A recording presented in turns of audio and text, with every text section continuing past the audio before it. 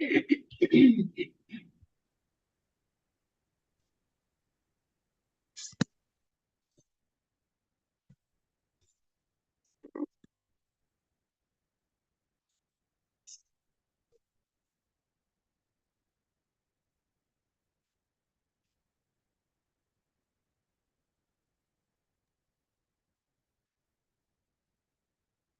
कृष्णा।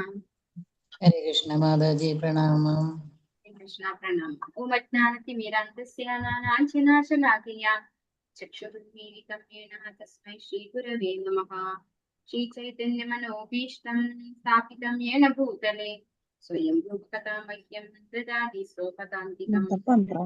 देहं श्रीगुरो श्रीयुतपथकमलं श्रीगुरून् वैष्णवांश श्रीरूपं सागरजातं सागररघुनाथान्वितं हंसजीवम् साद्वैतं सावधूतं परिजनसहितं कृष्णचैतन्यदेवं श्रीराधा कृष्णपादान् सहगणललिता श्रीविशाखान्वितांश।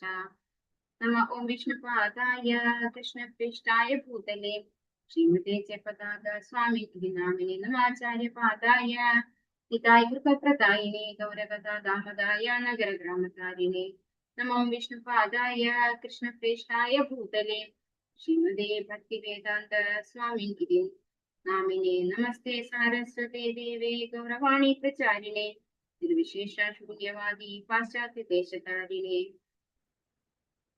वाञ्छाकल्पतरुभ्यश्च कृपा सिन्धुभ्येव च पतितानां पावनेभ्यो वैष्णवेभ्यो नमो नमः।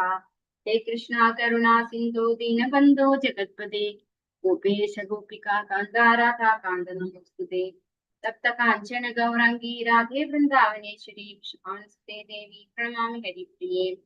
जय श्री कृष्ण चैतन्य प्रभु नित्यानंदा श्री अद्वैत गदाधरा श्रीवासादि गौर भक्तवृंदा। हरे कृष्णा कृष्ण कृष्णा हरे हरे हरे राम राम राम हरे हरे। ഹരേ കൃഷ്ണ. ശിഷ്യാത ഗോവിന്ദ് കോൺവെന്റിന്റെ 11th ക്ലാസ്സിലേക്ക് എല്ലാ ഭക്തന്മാർക്കും സ്വാഗതം. ഹരേ കൃഷ്ണ. നമ്മൾ ഇന്ന് എടുക്കേണ്ട ശ്ലോകം 12 ആണ് അല്ലെ, മന്ത്രം 12 ആണ്.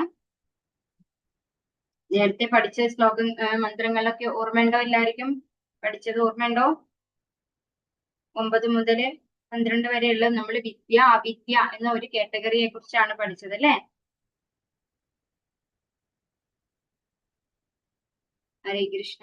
അതില്ലേ ഇവിടെ പോയോ? ഹരേ കൃഷ്ണ. ഹരേ കൃഷ്ണ മാതാജി. എന്താണ് പഠിച്ചത് നമ്മൾ 9ാമത്തെ ശ്ലോകത്തില്? അജ്ഞാന കർമ്മങ്ങൾ വ്യാപരിച്ചവർ തമോ നിബിഡമായ ലോകങ്ങളിൽ പ്രവേശിക്കുന്നു.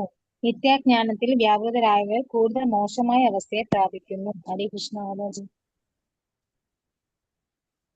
ജ്ഞാനകർമ്മങ്ങൾ എന്ന് പറയുമ്പോൾ എന്താണ് ജ്ഞാനകർമ്മങ്ങൾ?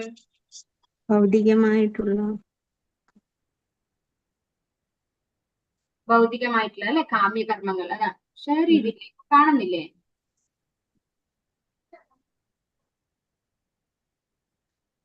ഹരേ കൃഷ്ണ. കാണാൻ പറ്റുന്നില്ലേ? ഉണ്ട് മാതാജി.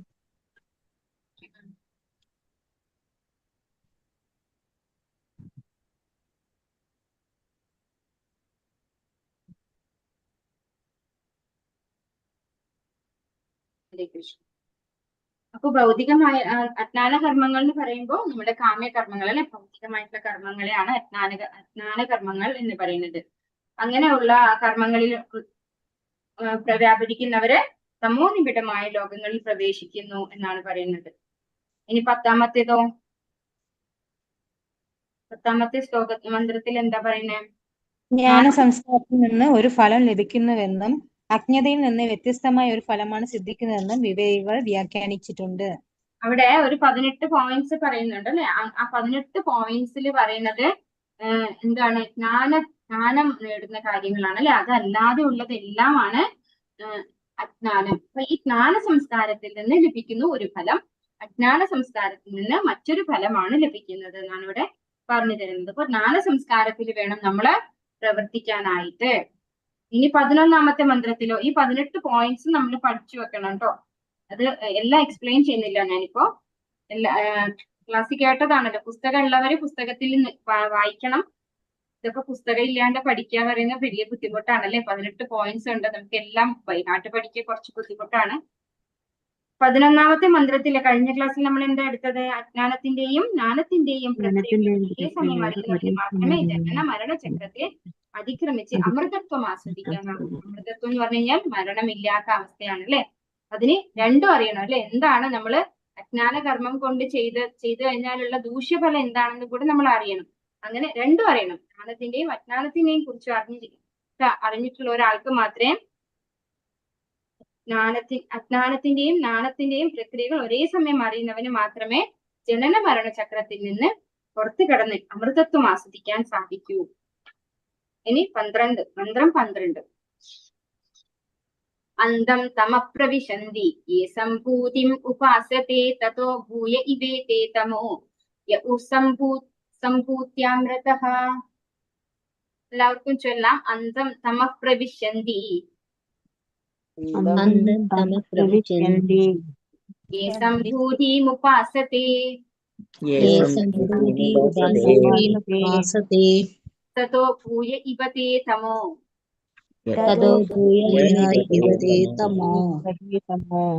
യ സംഭൂത്യാമൃതഃ.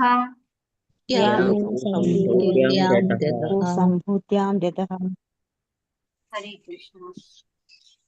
ദേവന്മാരെ ഉപാസിക്കുന്നവൻ അജ്ഞതയുടെ ഇരുളടഞ്ഞ മേഖലകളിൽ എത്തിച്ചേരുന്നു. നിരാകാര നിരപേക്ഷതയെ ആരാധിക്കുന്നവൻ അതിലും കനത്ത കൂരിരുട്ടിൽ പ്രവേശിക്കുന്നു. ഇപ്പൊ ദേവന്മാരെ ഉപാസിക്കുന്നവർ അജ്ഞതയുടെ ദേവന്മാരെ ഉപാസിക്കുന്നവരുടെ ഗതി എന്താണ്? അജ്ഞതയുടെ ഇരുളടഞ്ഞ മേഖലകളിൽ എത്തിച്ചേരുന്നു. അവരെവിടെയാ പോവാ? ദേവന്മാരെ ഉപാസിച്ചു കഴിഞ്ഞാൽ ദേവന്മാരുടെ സ്ഥലത്തേക്ക് പോകും അല്ലെ. അവരൊക്കെ എവിടെയാണ്? സ്വർഗീയ ഗ്രഹങ്ങളിലാണ്. അപ്പൊ അവരെന്ത് വിചാരിക്കുന്നു? ഈ ശരീരബോധത്തിലാണ് അവരുള്ളത്. അവിടെ എന്താണ് അനുഭവിക്കുന്നത്? സ്വർഗീയ ഗ്രഹങ്ങളിൽ എന്താ അനുഭവിക്കുന്നത്?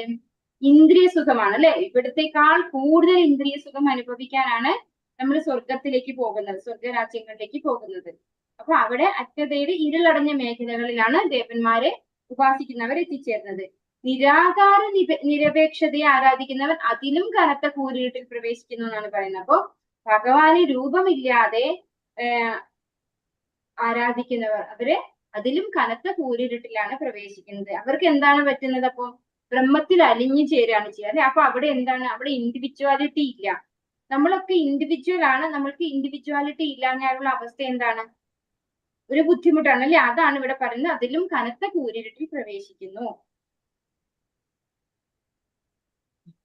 ആരൊക്കെയൊക്കെയാ പുസ്തകം ഉള്ളത് ഒന്ന് ഹാൻഡ് റേസ് ചെയ്താൽ ഞാൻ പറയാം. ഹരേ കൃഷ്ണ. ഭാവാർത്ഥം രാധാ മാധവൻ മാതാജി വായിച്ചു. ഹരേ കൃഷ്ണ. ഹരേ കൃഷ്ണ മാതാജി. ഹരേ കൃഷ്ണ. ഭാവാർത്ഥം. അസംഭൂതി എന്ന സംസ്കൃത പദം സ്വതന്ത്രമായ നിലനിൽപ്പില്ലാത്തവരെ കുറിക്കുന്നു. സമ്പൂർണ്ണ സ്വതന്ത്ര നിരപേക്ഷ സത്യമായ പരമദിവ്യോത്തമ പുരുഷനാണ് സംഭൂതി. ഭഗവത്ഗീതയിൽ 10:2 പരമപുരുഷൻ ശ്രീകൃഷ്ണൻ പറയുന്നു, നമേ വിദു സുരഗണാ പ്രഭവം ന മഹർഷയഃ അഹമാദിർഹി ദേവാനാം മഹർഷീനാം ച സർവശം. എന്റെ ഉൽപ്പത്തി, വിഭൂതി എന്നിവയെപ്പറ്റി ദേവന്മാർക്കോ ഋഷിമാർക്കോ അറിഞ്ഞുകൂടാ. ഏത് വിധത്തിലും അവരുടെയെല്ലാം ഉത്ഭവസ്ഥാനം ഞാനാണ്. അതായത് ദേവന്മാർക്കും യോഗികൾക്കും നൽകിയിരിക്കുന്ന ശക്തികളുടെയെല്ലാം സ്രോതസ് ഭഗവാൻ ശ്രീകൃഷ്ണനാണ്. അവർക്ക് മഹത്തായ ശക്തികൾ ഉണ്ടെങ്കിലും അവ പരിമിതമാകയാൽ ഭഗവാൻ തന്റെ അന്തരംഗ ശക്തിയാൽ ഒരു മനുഷ്യനായി ഭൂമിയിൽ അവതരിക്കുന്നത് എങ്ങനെയെന്ന് മനസ്സിലാക്കാൻ അവർക്ക് പ്രയാസമാണ്. ഹരേ കൃഷ്ണ മാതാജി. അടുത്ത പാരഗ്രാഫും കൂടെ വായിച്ചു. നിരവധി തത്വചിന്തകരും ഋഷികളും യോഗികളും അവരുടെ നിസ്സാര ബുദ്ധി കൊണ്ട് നിരപേക്ഷമായതിനെ ആപേക്ഷികമായതിൽ നിന്ന് വേർതിരിച്ചറിയാൻ ശ്രമിക്കുന്നു. ഇത് നിരപേക്ഷ സത്യത്തെക്കുറിച്ചുള്ള നിഷേധാത്മകമായ ധാരണയിൽ മാത്രമേ എത്തിക്കുകയുള്ളൂ, സാക്ഷാത്കരിക്കാൻ സഹായിക്കുകയില്ല. നിഷേധത്തിലൂടെയുള്ള നിരപേക്ഷതയുടെ നിർവചനം പൂർണ്ണമല്ല. അങ്ങനെയുള്ള നിഷേധാത്മക നിർവചനം സ്വതന്ത്രമായുള്ള ഒരു സങ്കല്പം രൂപപ്പെടാൻ ഇടയാക്കുന്നു. അങ്ങനെ നിരപേക്ഷ സത്യം രൂപരഹിതവും നിർഗുണവും ആയിരിക്കുമെന്ന് സ്വയം സങ്കല്പിക്കുന്നു.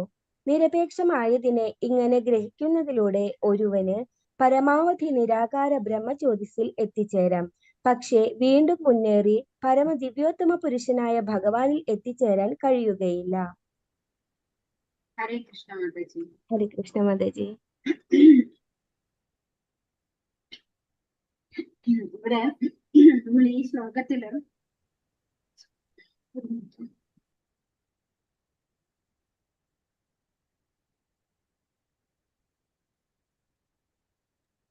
ഹരേ കൃഷ്ണ. ഇവിടെ ഈ ശ്ലോകത്തില് അസംഭൂതി, ഈ ശ്ലോകം എന്താ പറയുന്നത്? അന്തം തമ പ്രവിശന്തി ഏ അസംഭൂതി ഉപാസത്തെ. ശ്ലോകം കാണാം. അന്തം തമ പ്രവിശന്തി, അതായത് നമ്മൾ അന്തം തമ, അന്തമാ ഇരുട്ട് അല്ലെ, അന്തം തമ പ്രവിശന്തി, ആ ഇരുട്ടിലേക്ക് നമ്മൾ പ്രവേശിക്കുന്നു. ഏ അസംഭൂതി ഉപാസത്തെ. ഈ അസംഭൂതി എന്ന വാക്കിന്റെ അർത്ഥമാണ് ഇവിടെ പറയുന്നത്. ഈ അസംഭൂതി എന്ന സംസ്കൃത പദം സ്വതന്ത്രമായ നിലനിൽപ്പില്ലാത്തവരെ കുറിക്കുന്നു. അതായത് ദേവന്മാരെ, നമ്മൾ പറഞ്ഞ എന്താണ്, ദേവന്മാരെ ഉപാസിക്കുന്നവരാണ് ഇരുട്ടിലേക്ക് പോകുന്നത് എന്ന് പറയുന്നത് അല്ലെ. അപ്പോ ദേവന്മാരെ ഉപാസിക്കുന്നവർ അജ്ഞതയുടെ ഇരുളടഞ്ഞ മേഖലകളിൽ എത്തിച്ചേരുന്നു. അപ്പൊ ഇവിടെ അസംഭൂതി ഉപാസത്തെ എന്നാണ് ഇവിടെ അതിനുവേണ്ടി ഉപയോഗിച്ചിരിക്കുന്നത്. അസംഭൂതി എന്ന വാക്കിന്റെ അർത്ഥം പറയുന്നു സ്വതന്ത്രമായ നിലനിൽപ്പില്ലാത്തവർ എന്ന്. അതായത് ദേവന്മാരെന്ന് പറയുന്നവര് സ്വതന്ത്രമായ നിലനിൽപ്പില്ലാത്തവരാണ്. അപ്പോ അവരൊരിക്കലും എന്തല്ല, ക്ഷര എന്ന കാറ്റഗറിയിൽ ഭഗവാൻ ഭഗവത്ഗീതയിൽ 2 വിധം ആളുകളെ പറ്റി പറയുന്നുണ്ട് അല്ലെ, ക്ഷര അക്ഷര. ക്ഷര എന്ന് പറഞ്ഞു കഴിഞ്ഞാൽ നശിക്കുന്നവരും, അക്ഷര എന്ന് പറഞ്ഞു കഴിഞ്ഞാൽ നശിക്കാത്തവരുമാണ്. അപ്പൊ ഈ ക്ഷര എന്ന കാറ്റഗറിയിൽ വരുന്ന ആളുകൾ തന്നെയാണ് ആര്? ദേവന്മാര്. അപ്പൊ അങ്ങനെയുള്ള ആളുകളെ പിടിച്ചു കഴിഞ്ഞാൽ അവര് അന്തം തമ പ്രവിശന്തി, അതാണ് ഇവിടെ പറയുന്നത്. അപ്പൊ ഇവിടെ നമുക്ക് മീനിങ് ആയിട്ട് പറയുന്നത് അസംഭൂതി എന്ന സംസ്കൃത പദം സ്വതന്ത്രമായ നിലനിൽപ്പില്ലാത്തവരെ കുറിക്കുന്നു. സമ്പൂർണ്ണ സ്വതന്ത്ര നിരപേക്ഷ സത്യമായ പരമദിവ്യോത്തമ പുരുഷനാണ് സംഭൂതി. ഭഗവാനാണ് സംഭൂതി. ഭഗവാൻ അല്ലാത്തതെല്ലാം ഇവിടെയുള്ള ഭൗതിക ലോകത്തിലുള്ള ദേവന്മാരായാൽ പോലും അവരും എന്താണ്? അസംഭൂതിയാണ്. ഭഗവത്ഗീത 10:2 പരമപുരുഷൻ ശ്രീകൃഷ്ണൻ പറയുന്നു, നമേ വിദുസുരഗണാഃ പ്രഭവന്ന മഹർഷയഃ അഹമാദിർഹി ദേവാനാം മഹർഷീണാം ച സർവശഃ. ഭഗവാനാണ് ദേവന്മാരുടെ ഒക്കെ ഉദ്ഭവസ്ഥാനം അല്ലെ. എന്റെ ഉത്പത്തി, വിഭൂതി എന്നിവയെ പറ്റി ദേവന്മാർക്കോ ഋഷിമാർക്കോ അറിഞ്ഞുകൂടാ. നമേ വിദു സുരഗണാഃ അല്ലെ. നമേ വിദു, വിദു പറഞ്ഞു കഴിഞ്ഞാൽ അണ്ടർസ്റ്റാൻഡ് എന്നാണ്, മനസ്സിലാക്കുക എന്നാണ്. നമേ വിദു, എന്നെ കുറിച്ച് അറിയുന്നില്ല. ആർക്ക്? സുരഗണ, ദേവന്മാർക്ക്. പ്രഭവന്ന മഹർഷയ അഹമാതിർഹി ദേവാന മഹർഷീനാം ച സർവശഃ. ഭഗവാനാണ് എല്ലാറ്റിന്റെയും പ്രഭവസ്ഥാനം. ഏതു വിധത്തിലും അവരുടെ എല്ലാം ഉദ്ഭവസ്ഥാനം ഞാനാണ് എന്ന് പറയുന്നു അല്ലെ. ഭഗവാന് ദേവന്മാർക്കോ ഋഷിമാർക്കോ ഒന്നും ഭഗവാന്റെ വിഭൂതി, ഉത്പത്തി എന്നിവയെ കുറിച്ച് അറിയില്ല. അവരുടെ ഒക്കെയും, അതായത് ദേവന്മാരുടെയും ഋഷിമാരുടെയും ഒക്കെ പ്രഭവസ്ഥാനം എന്ന് പറയുന്നത്, ഉദ്ഭവസ്ഥാനം എന്ന് പറയുന്നത് ഭഗവാനാണ്. ഭഗവാനിൽ നിന്ന് വന്നവർ മാത്രമാണ് അവരൊക്കെയും. അതായത് ദേവന്മാർക്കും യോഗികൾക്കും നൽകിയിരിക്കുന്ന ശക്തികളുടെ എല്ലാം സ്രോതസ് ഭഗവാൻ ശ്രീകൃഷ്ണനാണ്. ഇതും ഭഗവാൻ വിഭൂതി യോഗത്തിൽ പറയുന്നുണ്ട് ഇല്ലേ. സൂര്യന്റെ പ്രകാശം ഞാനാണ്, ചന്ദ്രന്റെ പ്രകാശം ഞാനാണ് അല്ലെ. ചന്ദ്രനായിട്ട് ഞാൻ ജീവരസം നൽകുന്നു, ജീവാത്മാക്കൾക്കൊക്കെ എന്ന് ഭഗവാൻ പറയുന്നുണ്ട് അല്ലെ. അങ്ങനെ എല്ലാറ്റിന്റെയും ശക്തി പ്രഭവം ഭഗവാനിൽ നിന്നാണ്.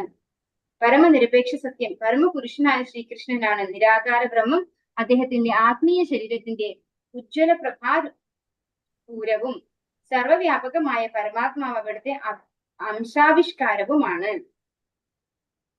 ഭഗവാന്റെ തന്നെ ശരീരത്തിൽ നിന്ന് വരുന്ന എഫൾജൻസ്, അതാണ് ആ ഒരു പ്രകാശം മാത്രമാണ് എന്തെന്ന് പറയുന്നത്, ബ്രഹ്മജ്യോതി എന്ന് പറയുന്നത്. അപ്പൊ അവിടം വരെ മാത്രം എത്തിയിട്ടുള്ളവർക്ക് എന്താണ് സംഭവിക്കുക? അവർക്ക് സായൂജ്യ മുക്തിയാണ് കിട്ടുക. അതായത് ഭഗവാനിൽ അലിഞ്ഞു ചേരും.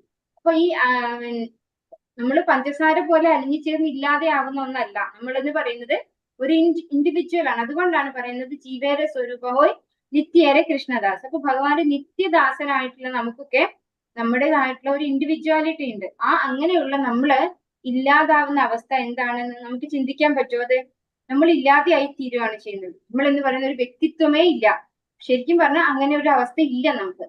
സദാ ഒരു വ്യക്തിത്വം ഉണ്ട്. അത് ഭഗവാന്റെ ദാസനാണെന്നുള്ളതാണ് വ്യക്തിത്വം, നമ്മുടെ വ്യക്തിത്വം. ആ വ്യക്തിത്വം ഇല്ലാതെയാക്കുമ്പോൾ അവിടെ കൂടുതൽ ബുദ്ധിമുട്ടാണ് ഉണ്ടാവുന്നത് അല്ലെ.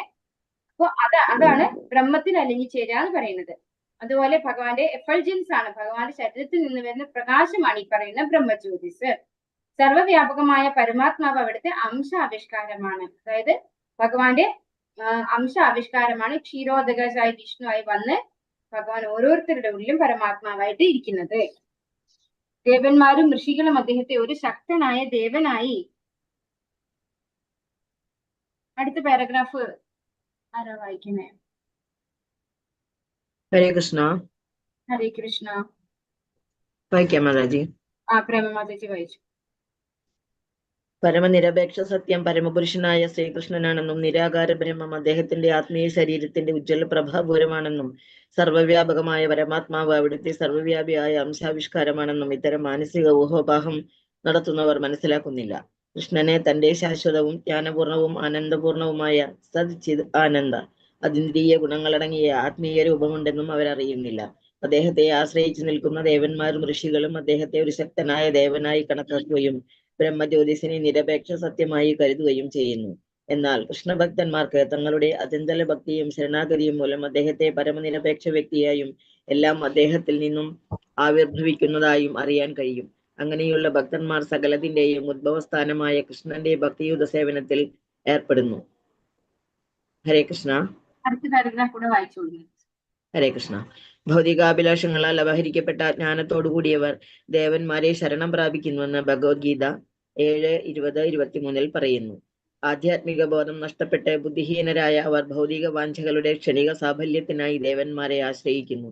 ജീവാത്മാവ് ഭൗതിക ബന്ധനത്തിൽ കുടുങ്ങിക്കിടക്കുന്നത് കൊണ്ട് ഇതിൽ നിന്ന് മോചിതനായാൽ മാത്രമേ ശാശ്വതാനന്ദവും അനശ്വരതയും ജ്ഞാനവും നിലനിൽക്കുന്ന ആത്മീയ തലത്തെ പ്രാപിക്കാൻ കഴിയുകയുള്ളൂ. അതിനാൽ നാം ദുരിതങ്ങളുടെ താൽക്കാലിക മോചനം നേടുന്നതിനായി ആശ്രിതരായ ദേവന്മാരെ ആരാധിക്കേണ്ടതില്ലെന്നും അവർക്ക് താൽക്കാലിക ക്ഷേമം മാത്രമേ നൽകാൻ കഴിയുകയുള്ളൂവെന്നും ഈശോപനിഷത്ത് നമ്മെ ഉപദേശിക്കുന്നു. മറിച്ച് സർവരുടെയും ഹൃദയഹാരിയും ഭൗതിക ബന്ധനത്തിൽ നിന്ന് നമ്മെ മുക്തരാക്കി സ്വധാമത്തിലേക്ക് ഭഗവത് ധാമത്തിലേക്ക് എത്തിക്കുന്നവനുമായ പരമദിവ്യോത്തമ പുരുഷനെ കൃഷ്ണനെയാണ് നാം ആരാധിക്കേണ്ടത്. ഹരേ കൃഷ്ണ. ഹരേ കൃഷ്ണ മാതാജി.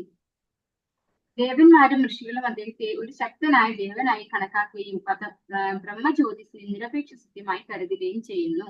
അപ്പൊ ദേവന്മാരും ഋഷിമാരും ഭഗവാനെ ഒരു ശക്തനായ ദേവനായി മാത്രമേ കണക്കാക്കുന്നുള്ളൂ എന്നാണ് പറയുന്നത് അല്ലെ. ബ്രഹ്മജ്യോതിസിനെ നിരപേക്ഷ സത്യമായി കരുതുന്നു. അതായത് ഭഗവാനെ അവർക്ക് അറിയാൻ കഴിയുന്നില്ല. അതുകൊണ്ടാണ് ഭഗവാൻ പറയുന്നത് നമ്മെ വിദുസുരഗണാഹ. അതായത് ഭഗവാനെ അറിയാൻ ആർക്കും സാധിക്കുന്നില്ല. ദേവന്മാർക്കും ഋഷിമാർക്കും സാധിക്കുന്നില്ല. അവര് ഭഗവാനെ ഒരു സാധാരണ ദേവന്മാരിൽ ഒരു ദേവനായിട്ട് മാത്രമാണ് കരുതുന്നത്.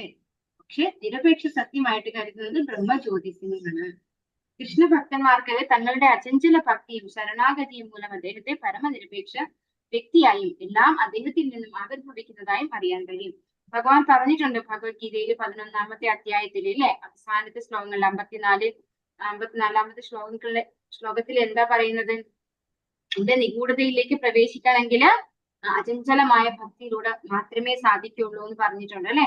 ഭഗവാന്റെ ഭക്തന്മാർക്ക് മാത്രമേ ഭഗവാനെ കുറിച്ച് അറിയാൻ സാധിക്കുള്ളൂ. അല്ലാതെയുള്ള ആർക്കും ഭഗവാനെ കുറിച്ച് മനസ്സിലാക്കാൻ കഴിയില്ല. അപ്പോ ഭക്തന്മാരാണ് ഭഗവാൻ യഥാർത്ഥത്തിൽ. ഭഗവാൻ ഒരു വ്യക്തിയാണ്, ഭഗവാൻ ഒരു രൂപമുണ്ട് അല്ലെ. ഭഗവാനെ ഭക്തവത്സലൻ എന്നാണ് പറയുന്നത്. അങ്ങനെ ഒരു വാത്സല്യ ഭാവം നമുക്ക് വേണമെങ്കിൽ തീർച്ചയായിട്ടും രൂപം ഇല്ലാതെ പറ്റില്ല അല്ലെ. ഇപ്പൊ അമ്മയ്ക്ക് കുട്ടിയെ വാത്സല്യ ഭാവത്തോടു കൂടി സ്നേഹിക്കണമെങ്കിൽ എന്ത് ചെയ്യണം? അമ്മയ്ക്കൊരു രൂപം ഉണ്ടാവണം അല്ലെ. അതുപോലെ ഭക്തനോട് ഭഗവാന് ഭക്തവത്സലതയാണുള്ളത് അല്ലെ. അങ്ങനെയുള്ള ഭഗവാന് രൂപമില്ല എന്ന് ആര് പറയില്ല? ഭഗവാന്റെ ഭക്തന്മാര് പറയില്ല. കൃഷ്ണ ഭക്തന്മാർക്ക് തങ്ങളുടെ അചഞ്ചല ഭക്തിയും ശരണാഗതിയും മൂലം അവർക്ക് ഭഗവാനാണ് ഒരേ ഒരു ആശ്രയം. അങ്ങനെയുള്ള ശരണാഗതിയും കാരണം തന്നെ ഭഗവാനെ വ്യക്തി രൂപത്തില് ആരാധിക്കാനും മനസ്സിലാക്കാനും സാധിക്കും. എല്ലാവരും വന്നിരിക്കുന്നത് ഭഗവാനിൽ നിന്നാണെന്ന് ഭഗവാനിലൂടെ തന്നെ അറിയാണ് ചെയ്യുന്നത് നമ്മളൊക്കെ അല്ലെ. ഭഗവാൻ തന്നെയാണ് പറഞ്ഞു തരുന്നത്. എല്ലാ ഭക്തന്മാർക്കും ഭഗവാനാണ് പറഞ്ഞു കൊടുക്കുന്നത്. അതുപോലെ ഭഗവാൻ ആദി കവിയായിട്ടുള്ള ബ്രഹ്മാവിന് ഹാർട്ട് ടു ഹാർട്ട് ട്രാൻസ്മിഷൻ ഭഗവാൻ പറഞ്ഞു കൊടുത്തിട്ടാണ് അറിയുന്നത്. ഭഗവാൻ അങ്ങനെയുള്ളവർക്കാണ് പറഞ്ഞു കൊടുക്കുന്നത്. ഭഗവാന്റെ ഭക്തന്മാർക്കാണ് ഭഗവാൻ പറഞ്ഞു കൊടുക്കുന്നത്. ഭൗതിക അഭിലാഷങ്ങളിൽ അപഹരിക്കപ്പെട്ട ജ്ഞാനത്തോടു കൂടിയവർ ദേവന്മാരെ ശരണം പ്രാപിക്കുന്നു എന്ന് ഭഗവത്ഗീത 7:20-21 പറയുന്നു. കാമൈസ്തൈസ്തൈർ കൃതജ്ഞാനാഹ അല്ലെ, അതാണ് ആ ശ്ലോകം. ആ ശ്ലോകത്തിൽ എന്താ പറയുന്നത്? ഭൗതിക അഭിലാഷങ്ങളോട് കൂടിയുള്ള ആഗ്രഹമുള്ളവരെ ദേവന്മാരെ ശരണം പ്രാപിക്കുന്നു എന്നാണ് ആ ഒരു ശ്ലോകത്തിൽ 7, 20, 21 ശ്ലോകങ്ങളിൽ അതാണ് പറയുന്നത്. സർവരുടെയും ഹൃദയഹാരി, അതായത് നമുക്ക് ഈ ഭൗതികമായിട്ടുള്ള ഈ ഒരു ശരീരമാണ് ഞാൻ എന്നുള്ള ബോധത്തിൽ ഉള്ളത് കൊണ്ടാണ് ഈ ഭൗതികമായ ഐശ്വര്യത്തോട് ആസക്തിയുള്ളത്. അപ്പൊ അങ്ങനെയുള്ള ആസക്തി ഉള്ളവർക്ക് ഒരിക്കലും ആരെ ആരാധിക്കാൻ കഴിയില്ല? ഭഗവാനെ ആരാധിക്കാൻ കഴിയില്ല. അവർക്ക് ഭഗവാൻ തന്നെയാണ് ഇത്തരത്തിലുള്ള ദേവന്മാരെ ആശ്രയിക്കാനുള്ള ബുദ്ധി കൊടുക്കുന്നതെന്നും ഭഗവാൻ പറയുന്നുണ്ട്. കാരണം എന്തുകൊണ്ടാണ്? അവർക്ക് ആഗ്രഹമില്ല, പുറത്ത് കടക്കാൻ അവർക്ക് ആഗ്രഹമില്ല, ഭഗവാനോട് ഭക്തിയും ഇല്ല അല്ലെ. അവർക്ക് എന്തേ വേണ്ടു? ഈ ഭൗതിക ലോകത്ത് സുഖമായിട്ട് ജീവിക്കാനേ ആഗ്രഹിക്കുന്നുള്ളൂ. അങ്ങനെയുള്ളവർക്ക് അങ്ങനെയുള്ള ആഗ്രഹപൂർത്തിക്കായിട്ട് ദേവന്മാരെ ആരാധിക്കാനുള്ള ബുദ്ധി കൊടുക്കുന്നതും ഭഗവാനാണെന്ന് ഭഗവത്ഗീതയിൽ പറയുന്നുണ്ട്. സർവരുടെയും ഹൃദയഹാരിയും ഭൗതിക ബന്ധനത്തിൽ നിന്ന് നമ്മെ മുക്തരാക്കി സ്വധാമത്തിലേക്ക് ഭഗവത് ധാമത്തിലേക്ക് എത്തിക്കുന്നവനുമായ പരമദിവ്യോത്തമ പുരുഷനെ കൃഷ്ണനെയാണ് നാം ആരാധിക്കേണ്ടത്. നമ്മൾ ഭഗവാനെ മാത്രമാണ് ആരാധിക്കേണ്ടത്, അല്ലാതെ അന്യദേവന്മാരെ അല്ല അല്ലെ. ഭഗവാനെ ആരാധിച്ചാൽ എന്താ ഗുണം? ഭഗവാന്റെ ധാമത്തിലേക്ക് അല്ലെ, പെർമനന്റ് റെസിഡൻസ് ആണ്. അവിടെ നമുക്ക് ഒരിക്കലും തിരിച്ചു വരേണ്ടതില്ല എന്ന് ഭഗവാൻ പറയുന്നു അല്ലെ. ഭഗവാന്റെ ധാമത്തിലേക്ക് പോയി കഴിഞ്ഞാൽ നമുക്ക് തിരിച്ചിങ്ങോട്ട് വരേണ്ട ആവശ്യമില്ല. അങ്ങനെയുള്ള ഭഗവത് ധാമത്തിലേക്കാണ് ഭഗവാനെ ആരാധിക്കുന്നവരെ കൊണ്ടുപോകുന്നത്. അതുകൊണ്ട് നമ്മൾ അന്യദേവന്മാരെ അല്ല ആശ്രയിക്കേണ്ടത്, ഭഗവാനെയാണ് ആശ്രയിക്കേണ്ടത്. അടുത്ത പാരഗ്രാഫ് ശംന മാതാജി വായിച്ചു. ഹരേ കൃഷ്ണ. ഹരേ കൃഷ്ണ മാതാജി. ഹരേ കൃഷ്ണ. ദേവന്മാരെ ആരാധിക്കുന്നവർ ദേവലോകത്തേക്ക് പോകുന്നുവെന്ന് ഭഗവത്ഗീത 7-ാം അധ്യായത്തിൽ 23-ാം ശ്ലോകത്തിൽ പ്രസ്താവിക്കുന്നു. ചന്ദ്രനെ ആരാധിക്കുന്നവർ ചന്ദ്രലോകത്തിലും സൂര്യനെ ആരാധിക്കുന്നവർ സൂര്യലോകത്തിലും എത്തുന്നു. റോക്കറ്റുകളുടെ സഹായത്തോടെ ആധുനിക ശാസ്ത്രജ്ഞന്മാർ ചന്ദ്രനിലെത്താൻ ശ്രമിക്കുന്നു. എന്നാൽ ഇതൊരു നൂതന സംരംഭമല്ല. ബോധമണ്ഡലം പുരോഗമിക്കുന്നതനുസരിച്ച് മനുഷ്യൻ ബഹിരാകാശത്തിൽ സഞ്ചരിക്കുവാനും മറ്റു ഗ്രഹങ്ങളെ പ്രാപിക്കുവാനും ആഗ്രഹിക്കുന്നത് സ്വാഭാവികമാണ്. ബഹിരാകാശ പേടകം വഴിയോ യോഗശക്തികൾ കൊണ്ടോ ദേവാരാധന വഴിയോ ഒരുവന് അന്യഗ്രഹങ്ങളിൽ എത്തിച്ചേരാമെന്ന് വേദശാസ്ത്രങ്ങൾ പറയുന്നു. എന്നാൽ ഏറ്റവും സാധാരണമായ മാർഗം നിശ്ചിത ഗ്രഹത്തിന്റെ അതിദേവതയെ ആരാധിക്കുന്നത് വഴിയാണ്. ഇപ്രകാരം ഒരുവന് ചന്ദ്രലോകം, സൂര്യലോകം തുടങ്ങി ഭൗതിക പ്രപഞ്ചത്തിലെ പരമോന്നത ഗ്രഹമായ ബ്രഹ്മലോകത്തിൽ പോലും എത്തിച്ചേരാം. എന്നാൽ എല്ലാ ഗ്രഹങ്ങളും ഭൗതിക പ്രപഞ്ചത്തിൽ പെടുന്നതിനാൽ താൽക്കാലികങ്ങളാണ്. ശാശ്വത ലോകങ്ങൾ എന്ന് പറയുന്നത് വൈകുണ്ഠ ലോകങ്ങൾ മാത്രമാണ്. ഇവ ആത്മീയ വിഹായസിലാണ് കാണപ്പെടുന്നത്. പരമപുരുഷൻ തന്നെയാണ് ഇതിന്റെ അതിനായകൻ. ഭഗവത്ഗീത 8-ാം അധ്യായം 16-ാം ശ്ലോകത്തിൽ പറയുന്നത് പോലെ ആ ബ്രഹ്മഭുവനാ ലോകാഹ പുനരാവർത്തിനോ അർജുന മാമുപേത്യതു കൗന്ദേയ പുനർജന്മന വിദ്യതേ. ഭൗതിക ലോകത്തിലെ സർവോന്നത ഗ്രഹമായ ബ്രഹ്മലോകം മുതൽക്ക് ഏറ്റവും അധമമായുള്ളവരെ ഓരോന്നും ജനന മരണങ്ങൾ ആവർത്തിച്ചു കൊണ്ടേയിരിക്കുന്ന ദുരിതപൂർണമായ സ്ഥലങ്ങളാണ്. കുന്തിപുത്ര, എന്റെ പരമപദത്തിലെത്തിയവരാകട്ടെ പിന്നീട് ജന്മം എടുക്കേണ്ടി വരുന്നുമില്ല. ഹരേ കൃഷ്ണ. ഹരേ കൃഷ്ണ മാതാജി. അപ്പൊ ദേവന്മാരെ ആരാധിക്കുന്നവരിലെ ദേവലോകത്തേക്ക് പോകുമെന്ന് ഭഗവത്ഗീത 7:23 പ്രസ്താവിക്കുന്നു. ചന്ദ്രനെ ആരാധിക്കുന്നവർ ചന്ദ്രലോകത്തെത്തും, സൂര്യനെ ആരാധിക്കുന്നവർ സൂര്യലോകത്തും എത്തുന്നു. ഇപ്പോ ചന്ദ്രനിലേക്ക് പോകാൻ വേണ്ടിയിട്ട് നമ്മൾ വെറുതെ ഒരു ബഹിരാകാശ പേടകത്തിനൊന്നും കയറിയിരിക്കേണ്ട ആവശ്യമില്ല അല്ലെ. നമ്മള് ഇപ്പോ ഓരോ ഇതിലും കാണാല്ലേ, ഓരോരുത്തർ ചന്ദ്രനിൽ പോകാൻ വേണ്ടി ബുക്ക് ചെയ്തിരിക്കുന്നൊക്കെ നമുക്ക് കാണാം. അപ്പൊ ഇതിന്റെ ആവശ്യമില്ല. നമ്മൾ എന്ത് മതി? ചന്ദ്രനെ ആരാധിച്ചാൽ മതി. നമ്മളെ ഈ ശരീരം പോയി കഴിഞ്ഞാൽ നമ്മൾ നേരെ ചന്ദ്രന്റെ ലോകത്തേക്ക് പോയിക്കോളും. അതിന് പ്രത്യേകിച്ചൊരു വെഹിക്കിളിന്റെ അല്ലെങ്കിൽ ഒരു ബഹിരാകാശ പേടകത്തിന്റെ ഒന്നും ആവശ്യമില്ല. സൂര്യനെ ആരാധിക്കുന്നവർ സൂര്യലോകത്തെത്തും. അവിടെ പോയാൽ ദഹിച്ചു പോവോ? സൂര്യൻ നല്ല ചൂടുണ്ട്, പക്ഷെ ദഹിച്ചൊന്നും പോകില്ല. സൂര്യലോകത്ത് എത്തുന്ന ആളുകൾക്ക് അവിടെ റെസിസ്റ്റ് ചെയ്യാനുള്ള തരത്തിലുള്ള ഒരു ശരീരമായിരിക്കും ലഭിക്കുക. അപ്പോ അവിടെ ഒരു ബുദ്ധിമുട്ടും ഉണ്ടാവില്ല അല്ലെ. അപ്പോ അങ്ങനെ ചെയ്താൽ തന്നെ ആ ഓരോ ദേവന്മാരുടെ അടുത്തേക്ക് പോകാൻ പറ്റും. പക്ഷെ ഭഗവാന്റെ അടുത്തേക്ക് പോകേണ്ടവര് ഭഗവാനെ തന്നെ ആരാധിക്കണം. ഈ ചന്ദ്രനിലേക്കും സൂര്യനിലേക്കും ഒക്കെ പോയി കഴിഞ്ഞാലും നമുക്ക് എന്ത് വേണം? തിരിച്ചിങ്ങോട്ട് തന്നെ വരണം. നമുക്ക് ഒരിക്കലും അവിടുന്ന് നേരിട്ട് ഭഗവാന്റെ അടുത്തേക്ക് പോകാൻ ഒരു ഓപ്ഷൻ ഇല്ല. നമുക്ക് നേരിട്ട് ഭഗവാന്റെ അടുത്തേക്ക് പോകാനുള്ള ഓപ്ഷനാണ് ഒരു മനുഷ്യ ശരീരം കിട്ടി ഈ ഭൗതിക ലോകത്ത് വന്ന് ഭഗവാനെ ആരാധിച്ച് ഭഗവാനെ സ്തുതിച്ചുകൊണ്ട് നമ്മൾ ഭഗവാന്റെ ധാമത്തിലേക്ക് പോകാൻ പറ്റുള്ളൂ. വേറെ ഓപ്ഷൻ ഒന്നും ഇല്ല, ഷോർട്ട് കട്ട് ഇല്ല.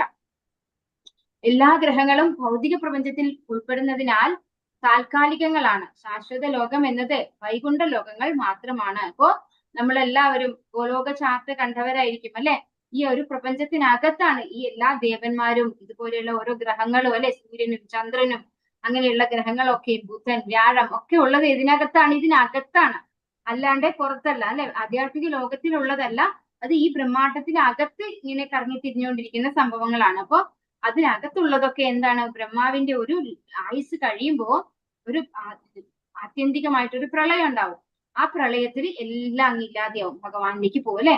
പക്ഷെ ഇങ്ങനെ ഇല്ലാതെ ആവാത്ത ഗ്രഹങ്ങളാണ് സ്ഥലമാണ് എന്ത്? ഭഗവാന്റെ വൈകുണ്ഠധാമങ്ങൾ എന്ന് പറയുന്നത്. ഈ ഓരോ ബ്രഹ്മാണ്ടങ്ങളുമാണ് ഇല്ലാതെയാവുന്നത്. ഭഗവാനിൽ നിന്ന് അസംഖ്യം ബ്രഹ്മാണ്ടങ്ങൾ ഉത്ഭവിക്കുന്നുണ്ട്.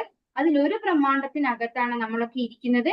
ഈ വരുന്ന അസംഖ്യം ബ്രഹ്മാണ്ടങ്ങളും ഓരോ സമയത്തായിരിക്കും അല്ലെ ഇല്ലാതെയാവുക. നമ്മളെ ബ്രഹ്മാണ്ടത്തില് അവിടെയുള്ള ബ്രഹ്മാവിന്റെ ആയുസ് അവസാനിക്കുമ്പോഴാണ് ആ ഒരു ബ്രഹ്മാണ്ടം ഇല്ലാതെയാവുന്നുണ്ടാവുക. പക്ഷെ ബാക്കി എല്ലാ ബ്രഹ്മാണ്ടങ്ങളും ഒരേ സമയത്താണോന്ന് നമുക്ക് അറിയില്ല. നമുക്ക് അതിനെ പറ്റിയുള്ള അറിവിന് ഒന്നും തന്നിട്ടില്ല ഭഗവാൻ അല്ലെ. നമുക്ക് ഈ ഒരു നമ്മുടെ ഒരു ലോകത്തിന്റെ ഉള്ളിലത്തെ കാര്യമാണ് നമ്മൾ ഈ പറയുന്നത്. ആ ഒരു ബ്രഹ്മാണ്ടം ബ്രഹ്മാവിന്റെ ആയുസ്സോട് കൂടി അവസാനിക്കും. അപ്പോ നമുക്കൊക്കെ എന്താണ് വീണ്ടും ഭഗവാൻ നിന്ന് അടുത്ത ഒരു ബ്രഹ്മാണ്ടം വരുമ്പോ വീണ്ടും നമുക്ക് അവിടെ വരുമായിരിക്കും നമ്മള്. പക്ഷെ നമുക്ക് ശാശ്വതമായിട്ടുള്ള ഒരു ലൈഫ് കിട്ടുന്നത് എവിടെയാണ്? വൈകുണ്ഠധാമങ്ങളിലാണ്. അപ്പോ വൈകുണ്ഠ ലോകങ്ങളിലാണ് ശാശ്വതത്വം ഉള്ളൂ. ഇവിടെ എന്താണ് എക്സ്പയറി ഉണ്ട് അല്ലെ, എല്ലാറ്റിനും എക്സ്പയറി ഉണ്ട്. പരമപുരുഷൻ തന്നെയാണ് ഇതിന്റെ അധിനായകൻ. ഭഗവാൻ മാത്രം അല്ലെ, ഭഗവാൻ മാത്രമാണ് ഇതിന്റെയൊക്കെ നായകനായിട്ടുള്ളത്. ഭഗവത്ഗീത 8:16 പറയുന്നു, ആ ബ്രഹ്മഭുവനാലോകാഃ പുനരാവർത്തിനോർജുന മാമുപേത്യതു കൗന്ദേയ പുനർജന്മന വിദ്യതേ. ഈ ഭൗതിക ലോകത്തിലെ ഏറ്റവും സർവോന്നതമായിട്ടുള്ള ഗ്രഹം എന്ന് പറയുന്നത് ബ്രഹ്മലോകമാണ്. ആ ബ്രഹ്മലോകം മുതൽക്ക് ഏറ്റവും അധമമായി ഉള്ളത് വരെ ഓരോന്നും ജനന മരണങ്ങൾ ആവർത്തിച്ചുകൊണ്ടേയിരിക്കുന്ന ദുരിതപൂർണങ്ങളായ സ്ഥലങ്ങളാണ്. ബുദ്ധിപുത്ര, എന്റെ പരമപദത്തിൽ എത്തിയവനാകട്ടെ പിന്നീട് ജന്മം എടുക്കേണ്ടി വരുന്നില്ല. അപ്പോ ഈ ഒരു ഭൗതിക ലോകത്തിലെ ഏറ്റവും ഉത്കൃഷ്ടമായിട്ടുള്ള ഏറ്റവും ഉയർന്ന തലത്തിലുള്ള സ്ഥലം എന്ന് പറയുന്നത് ബ്രഹ്മലോകമാണ്. അവിടെ ഉള്ളത് മുതൽ താഴോട്ടുള്ള എല്ലാ ലോകങ്ങളും ജനന മരണങ്ങൾ ആവർത്തിച്ചുകൊണ്ടേയിരിക്കുന്നു എന്നാണ് പറയുന്നത്. ദുരിതപൂർണങ്ങളായ സ്ഥലങ്ങൾ അല്ലെ, ദുരിതപൂർണങ്ങളായ സ്ഥലങ്ങളാണെന്ന് പറയുന്നു. ഭഗവാന്റെ ധാമത്തിൽ എത്തിക്കഴിഞ്ഞാൽ ആവട്ടെ പുനർജനിക്കേണ്ടി വരുന്നില്ല.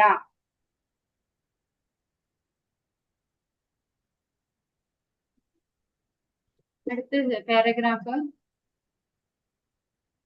വന്ദന മാതാജി വായിച്ചോളൂ. ഹരേ കൃഷ്ണ.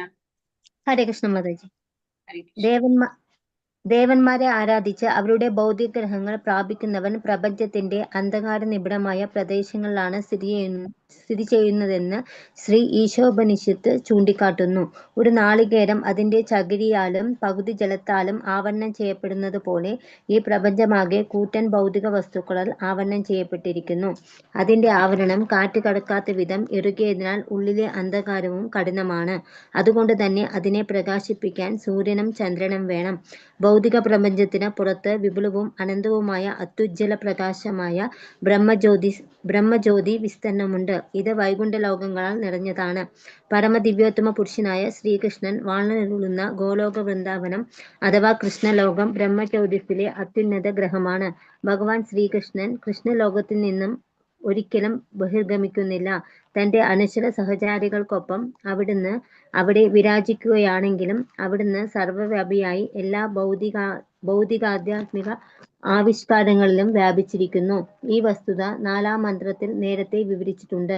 ഭഗവാൻ ഒരിടത്ത് സ്ഥിതി ചെയ്യുന്നു എങ്കിലും സർവ്വവ്യാപിയാണ്. സൂര്യൻ തന്റെ ഭ്രമണപഥത്തിൽ നിന്ന് വ്യതിചലിക്കാതെ ചൂടും വെളിച്ചവും പരത്തുന്നത് പോലെ.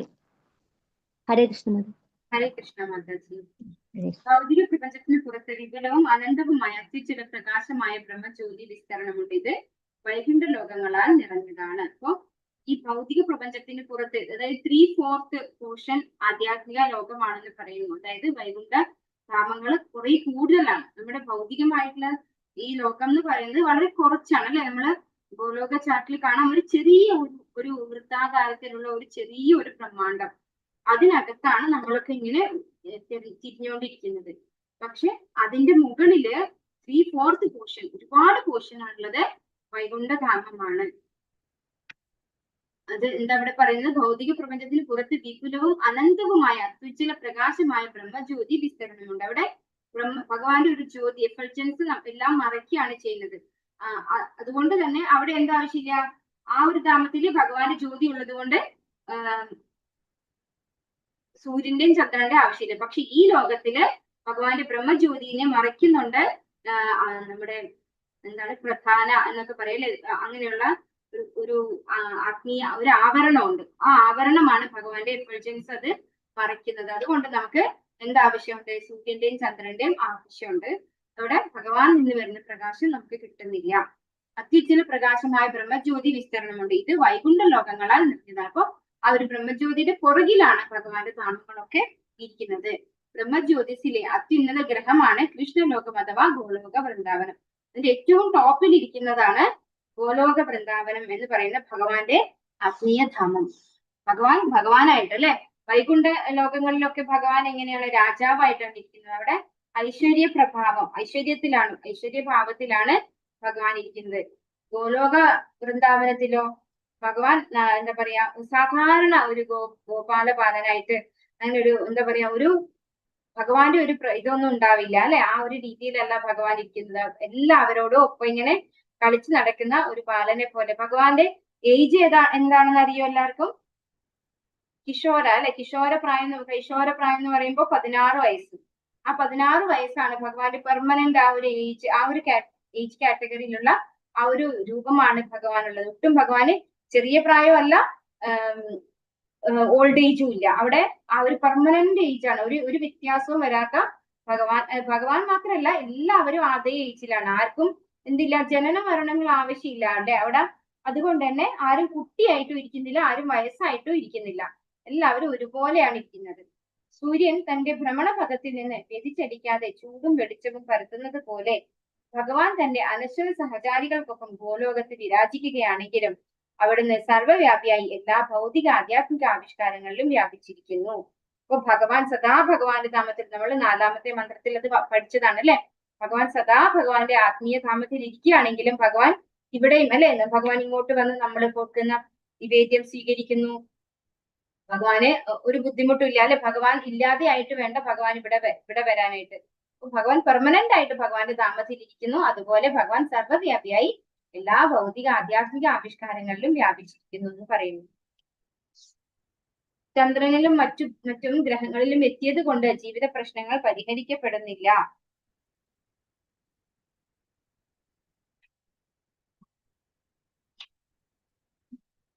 പേരിനും പ്രശസ്തിക്കും വേണ്ടി മാത്രം ആരാധിക്കുന്ന മിഥ്യ മതവിശ്വാസികൾ ഈ പ്രപഞ്ചം താണ്ടി ആത്മീയ വിഹായസിൽ എത്തിച്ചേരാൻ അഭിലഷിക്കുന്നില്ല. പ്രേമ മാതജി വായിച്ചു അടുത്ത പാരഗ്രാഫ്. ഹരേ കൃഷ്ണ. ഹരേ കൃഷ്ണ മാതാജി. ചന്ദ്രഗ്രഹത്തിലോ അതിലും മുകളിലുള്ള ഗ്രഹങ്ങളിലോ എത്തിച്ചേർന്നതുകൊണ്ട് ജീവിത പ്രശ്നങ്ങൾ പരിഹരിക്കപ്പെടുന്നില്ല. ഭൗതിക ലോകത്തിലെ ഇരുളടഞ്ഞ ഗ്രഹങ്ങളാകരുത് നമ്മുടെ ലക്ഷ്യസ്ഥാനമെന്നും ഇതിൽ നിന്നും പുറത്തു വന്ന ജാജ്വല്യമാനമായ ഈശ്വര സാമ്രാജ്യത്തിൽ എത്തിച്ചേരണമെന്നും ഈശോപനിഷത്ത് ഉപദേശിക്കുന്നു. പേരിനും പ്രശസ്തിക്കും വേണ്ടി മാത്രം ആരാധിക്കുന്ന മതവിശ്വാസികളുണ്ട്. അത്തരം മിഥ്യാ മതവിശ്വാസികൾ ഈ പ്രപഞ്ചം താണ്ടി ആത്മീയ വിഹായസിൽ എത്തിച്ചേരാൻ അഭിലഷിക്കുന്നില്ല. ഭഗവാനെ ആരാധിക്കുന്നു എന്ന ഭാവത്തിൽ അവർക്ക് ഭൗതിക ലോകത്തിൽ സ്വന്തം സ്ഥാനമാനങ്ങൾ നിലനിർത്തുകയെന്നതാണ് ലക്ഷ്യം. നിരീശ്വരവാദികളും നിരാകാരവാദികളും നിരീശ്വരവാദം പ്രചരിപ്പിക്കുന്നതിലൂടെ അത്തരം മതവിശ്വാസികളെ അന്ധകാരപൂരിതമായ ദേശങ്ങളിൽ എത്തിക്കുന്നു. നിരീശ്വരവാദി വളച്ചുകെട്ടില്ലാതെ പരമദിവ്യോത്തമ പുരുഷന്റെ നിലനിൽപ്പ് നിഷേധിക്കുന്നു. അതുപോലെ തന്നെ നിരാകാരവാദികൾ പരമപുരുഷന്റെ നിരാകാര ഭാവത്തിന് ഊന്നൽ നൽകിക്കൊണ്ട് നിരീശ്വരവാദികളെ പിന്തുണയ്ക്കുന്നു. ഇതുവരെ പരമപുരുഷനെ നിഷേധിക്കുന്ന ഒരു മന്ത്രവും ഈശോപനിഷത്തിൽ നമുക്ക് കാണാനിടവന്നില്ല. ആരെക്കാളും വേഗത്തിൽ അദ്ദേഹത്തിനെ ചലിക്കാൻ കഴിയുമെന്ന് പറയുന്നു. മറ്റു ഗ്രഹങ്ങളിൽ ചെന്നെത്താൻ ശ്രമിക്കുന്നവരെയെല്ലാം തീർച്ചയായും സാകാരമായ വ്യക്തികളാണ്. അവരെക്കാളൊക്കെ വേഗത്തിൽ അദ്ദേഹത്തിന് ഓടാൻ കഴിയുമെന്ന് പറയുന്നു. പിന്നെങ്ങനെ അദ്ദേഹം നിരാകാരനാകും? നിരപേക്ഷ തത്വത്തെ പറ്റിയുള്ള വികലമായ ധാരണയിൽ നിന്നുത്ഭവിക്കുന്ന അജ്ഞതയാണ് നിരപേക്ഷ സത്യത്തെക്കുറിച്ചുള്ള നിരാകാര സങ്കല്പം. ഹരേ കൃഷ്ണ. ഹരേ കൃഷ്ണ മാതാജി. ചന്ദ്രനിലും മറ്റു ഗ്രഹങ്ങളിലും എത്തിയത് കൊണ്ട് ജീവിത പ്രശ്നങ്ങൾ പരിഹരിക്കപ്പെടുന്നില്ല. കാരണം എന്തുകൊണ്ടാണ്? അതും ഇവിടെ ഇതുപോലത്തെ തന്നെ ഒരു ജനന മരണ രോഗം വാർദ്ധക്യം ഒക്കെയുള്ള ഒരു സ്ഥലമാണ് അല്ലെ. ചന്ദ്രനും അതുപോലത്തെ ഒരു ഗ്രഹം മാത്രമാണ്. അതുകൊണ്ട് നമ്മുടെ ജീവിത പ്രശ്നങ്ങൾ ഇല്ലാതെ ആകുന്നില്ല. പേരിനും പ്രശസ്തിക്കും വേണ്ടി മാത്രം ആരാധിക്കുന്ന മിഥ്യാ മതവിശ്വാസികൾ ഈ പ്രപഞ്ചം താണ്ടി ആത്മീയ വിഹായത്തിൽ എത്തിച്ചേരാൻ അഭിലഷിക്കുന്നില്ല. അതായത് ഇവിടെ എന്താണ് പേരിനും പ്രശസ്തിക്കും വേണ്ടി മാത്രം ആരാധിക്കുന്നു എന്ന് പറയുന്നത്? നമുക്കൊക്കെ നമ്മൾ ഭക്തന്മാരാണ് എന്നൊരു പേര് ലേബല് കിട്ടാൻ വേണ്ടി ആഗ്രഹിക്കുന്നവരുണ്ട് അല്ലെ. അതിനു വേണ്ടി എല്ലാ ആഴ്ചയിലും ഓരോ ആഴ്ച ഓരോ ദിവസം ഓരോ അമ്പലത്തിൽ പോകുന്നവരുണ്ട് അല്ലെ. അപ്പൊ അവര് ഭയങ്കര ഭക്തയാണ് അല്ലെങ്കിൽ ഭക്തനാണ് എന്ന് പറയാൻ വേണ്ടിയിട്ട്. അതുപോലെ കുറെ ഡൊണേറ്റ് ചെയ്യും അല്ലെ. നമ്മുടെ പേര് അവിടെ ഇങ്ങനെ എഴുതി വരണം. ഞാൻ ചില അമ്പലത്തിലൊക്കെ പോയാൽ ഞാൻ കാണാറുണ്ട് ഇങ്ങനെ ഇന്ന ആളിന്റെ മക്കള് ഇന്ന ആൾക്ക് വേണ്ടി ഡൊണേറ്റ് ചെയ്തു എന്നൊക്കെ പറഞ്ഞ് ഓരോന്നും ഉണ്ടാവും എഴുതി വെച്ചിട്ട് അല്ലെ. അപ്പൊ ഇതൊക്കെ എന്തിനു വേണ്ടിയാണ് അങ്ങനെ എഴുതി വെക്കുന്നത്? അവർക്ക് ആ ഫെയിം കിട്ടാൻ വേണ്ടി അല്ലെ. ആ അമ്പലത്തിൽ വരുന്ന എല്ലാവരും അത് വായിക്കും. അപ്പൊ ഇങ്ങനെ ഒരു ആളിനെ പറ്റി ഓർക്കും അല്ലെ, അവർക്ക് തോന്നും വലിയൊരു എന്താ പറയാ ഡിവോട്ടിയാണ് അവര് അമ്പലത്തിന് വേണ്ടി ഡിവോഷൻ ഡൊണേറ്റ് ചെയ്തിട്ടുണ്ട് എന്നൊക്കെ തോന്നും. അപ്പൊ ആ ഒരു പേരിനും പ്രശസ്തിക്കും വേണ്ടി മാത്രമാണ് അവർ ചെയ്യുന്നത്. അല്ലാണ്ട് അവിടെ ഒരു ഭഗവാന് വേണ്ടിയിട്ടോ അല്ലെങ്കിൽ ഭഗവാനെ വിചാരിച്ചുകൊണ്ടോ ഒന്നും ചെയ്യുന്നതല്ല. അങ്ങനെയുള്ള മതവിശ്വാസികൾ ഈ പ്രപഞ്ചം താണ്ടി ആത്മീയ വിഹായത്തിൽ എത്തിച്ചേരാൻ അഭിലഷിക്കുന്നില്ല. അപ്പോ അവർക്ക് അറിയില്ല. അതാ ഒന്നാമത്തെ കാര്യം. എന്താണ്? അവർക്ക് അറിയില്ല ഇങ്ങനെ ഒരു ആത്മീയ ധാമം ഉണ്ടെന്നും നമുക്ക് നമ്മുടേതായ ഒരു ഐഡന്റിറ്റി ഉണ്ടെന്നും. നമ്മൾ ഈ ശരീരബോധത്തിൽ ഇരിക്കുന്നിടത്തോളം നമുക്കത് മനസ്സിലാക്കാൻ കഴിയില്ല. കുറച്ചൊന്ന് ഡീപ്പായിട്ട് ചിന്തിക്കാനുള്ളൊരു വിവേകം നമ്മൾ കാണിച്ചാൽ മാത്രമേ നമുക്ക് മനസ്സിലാക്കാൻ സാധിക്കുള്ളൂ. അപ്പോ അതിനൊന്നും പരിശ്രമിക്കാതെ ജസ്റ്റ് നമ്മൾ ഈ ശരീരമാണെന്ന് ചിന്തിച്ചുകൊണ്ട് ഇവിടെ കംഫർട്ടബിൾ ആയിട്ട് ഇരിക്കാനുള്ള പ്രവൃത്തി മാത്രമേ അവരുടെ ഭാഗത്തു നിന്ന് ഉണ്ടാകുന്നുള്ളൂ. ഒരിക്കലും ഭഗവാന്റെ ധാമത്തിലേക്ക് തിരിച്ചു പോകാൻ അവര് ആഗ്രഹിക്കുന്നില്ല. നിരാകാരവാദികൾ ഈ നിരീശ്വരവാദം പ്രചരിപ്പിക്കുന്നതിലൂടെ അത്തരം മതവിശ്വാസികളെ അന്ധകാരപൂരിതമായ ദേശങ്ങളിൽ എത്തിക്കുന്നു. അപ്പോ നിരാകാരവാദികൾ, അത് ഭഗവാന് രൂപമില്ല എന്ന് പറയുന്നവരാണ് അല്ലെ, മായാവാദികളായിട്ടുള്ള ആളുകൾ.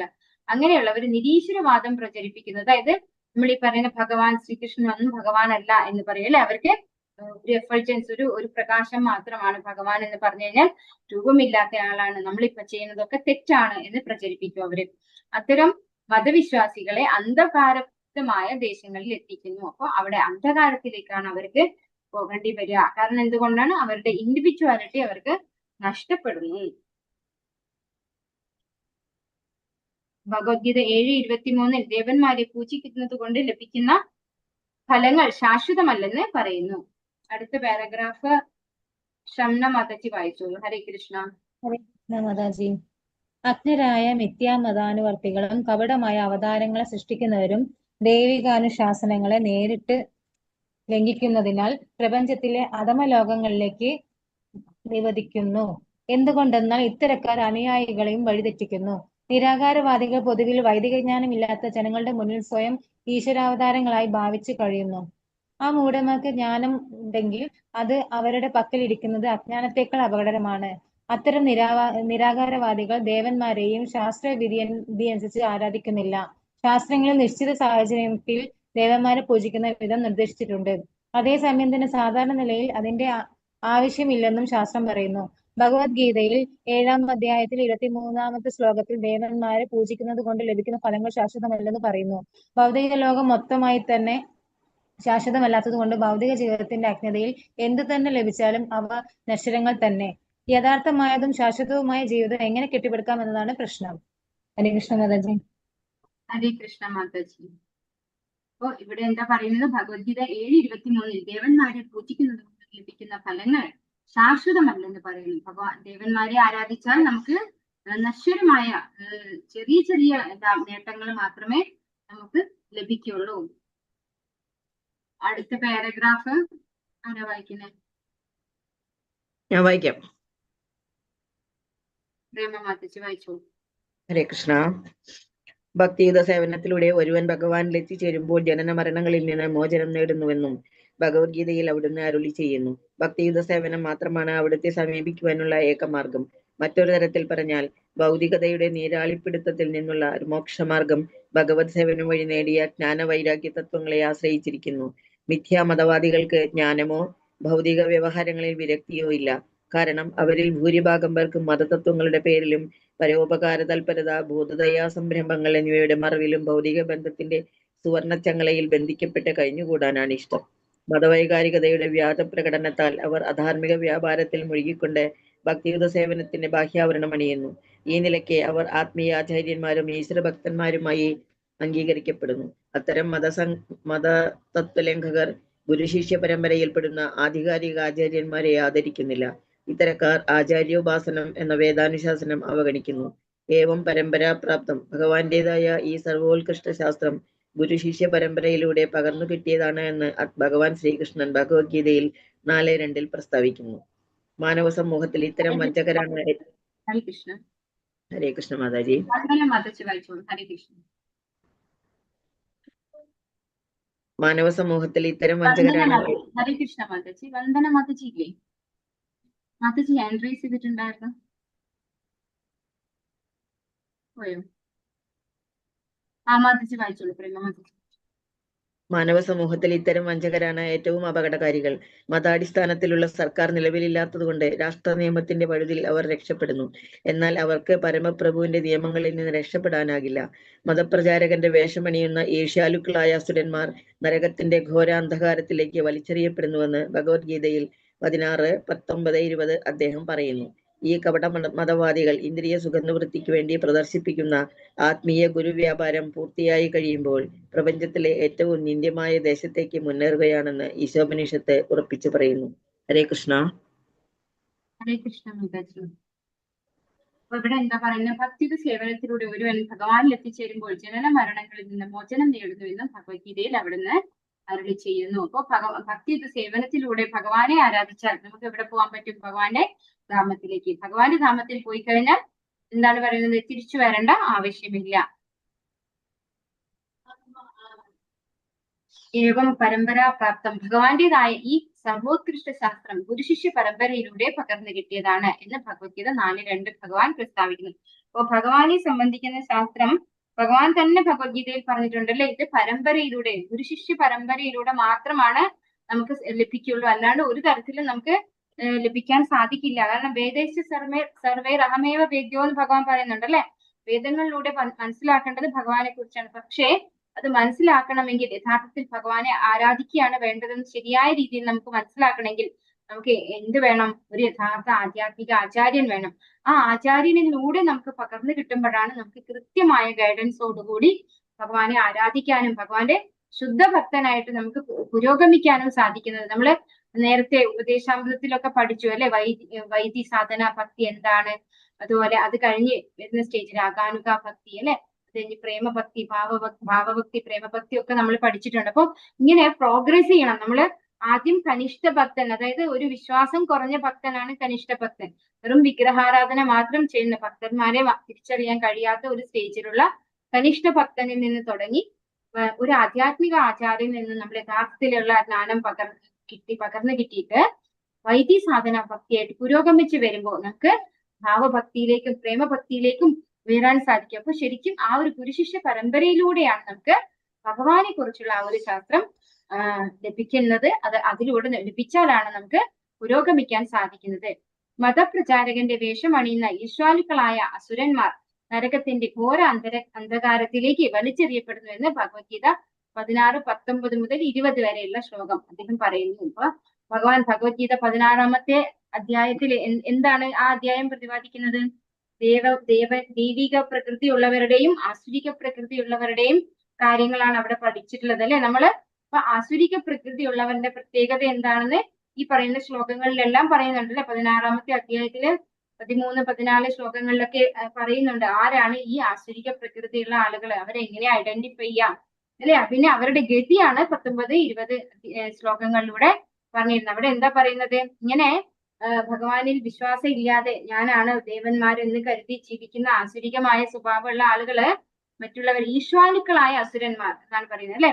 പ്രചാരകന്റെ വേഷം അണിയുന്ന ഈശ്വാലുക്കളായ അസുരന്മാർ നരകത്തിന്റെ ഘോര അന്ധകാരത്തിലേക്ക് വലിച്ചെറിയപ്പെടുന്നു എന്ന് ഭഗവാൻ തന്നെ ഭഗവത്ഗീതയിൽ പറയുന്നുണ്ട്.